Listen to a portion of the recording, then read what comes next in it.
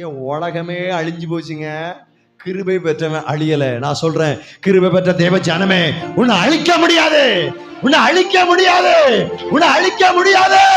நீ அழிவுக்குரியவள் அல்ல, நீ அழிக்க முடியாது. திறமையோடு போட்டியிடும், ரெண்டும் போட்டிட்டு ஒண்ணு மல்லு கட்டும். ஆனா கிருபையோடு திறமை உள்ளவன் போட்டி போட முடியாது.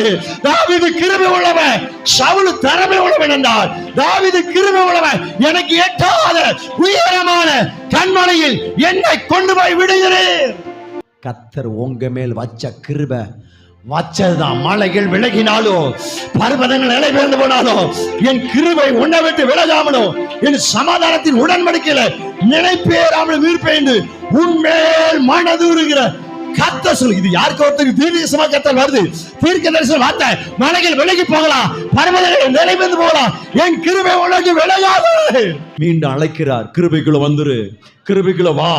கிருபையினால நிரப்புவேன், கிருபையினால மூடுவேன், கிருபையினால அலங்கரிப்பேன், கிருபையினால உன் சிங்காசனம் நிலைநிறுத்தப்படும். 1,00,000 ஜீவனை தராது, ஆனா கிருபை ஜீவனை தந்துரும், பாதுகாப்பை தந்துரும், ஆசீர்வாதத்தை தந்துரும். எது பெருசு? கிருபைதான் பெருசு. அவர் நம்மை வைத்து கிருபை பெரியது.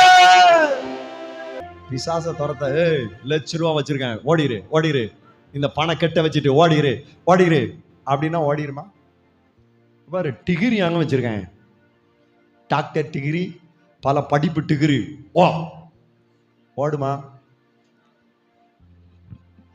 கிருபை பெற்ற தேவ ஜனம் கிருபையை உயர்த்தி ஆராய்ச்சிட்டா போதும்.